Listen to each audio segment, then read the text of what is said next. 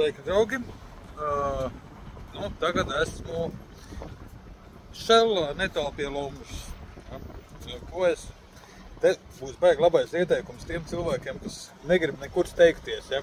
Noteikti brauciet uz Šellu un noteikti, kad paskatieties, pie kura tanka dažādas mašīnas stāv, paskatieties mašīnas ar vācu numuru. Ja?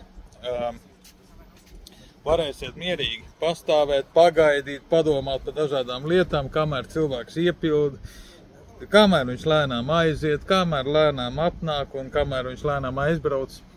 Un tad paši varat iepildīt, aiziet, izstāvēt rindu, lēnītiem samaksāt, atgriezties un tādā garā. Labi, tas tā mazlietiņ, bet man šodien tiešām nekur nav jāsteidzot, man ir palikuši 53 km līdz Ostromazovetska. Un šodien tad man tas brauciens noslēgsies. Es tā padomāju, būtu varējis īstenībā ņemt pat naktsmītni Varšavā. Ja 7 no rīta izbrauc no Rīgas, tad mierīgi varētu kujārīt līdz Varšavai. Kas vēl? Svarīga informācija tiem, kas grib zināt, kas notiek uz Lietuvas-Polijas robežas. Beteikšu tā, robežu kontrole ir, bet, cik es novēroju, selektīvi. Vieglās mašīnas un motociklus vienkārši laiž garām un selektīvi tur, piemēram, ka brauc autobus, tos nosūt malā uz pārbaudu.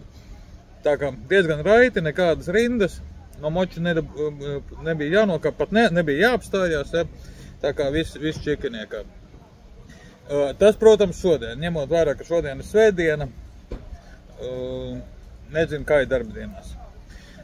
Laiks ir silts, braucu bez jakas, brīžiem pat karsts pūš virsū un sapratu vienu mazu kļūdiņu.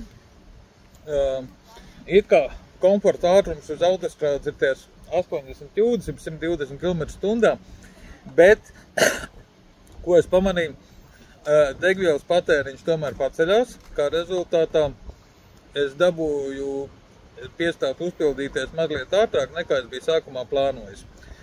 Bet, nav liela bēda, bet labi, turpmāk braukšu tomēr uz tam 70 jūdzēm, kas sanāk kaut kādas 110 km/h, varbūt bišķi mazāk. Jo degviela ir jātaupa, un nevis tāpēc, ka būtu skopums, bet tāpēc, ka vienkārši tad mazāk reizes ir jāstājās, un tas ietaupa arī laiku, un ir vairāk laika patusēt ārpus.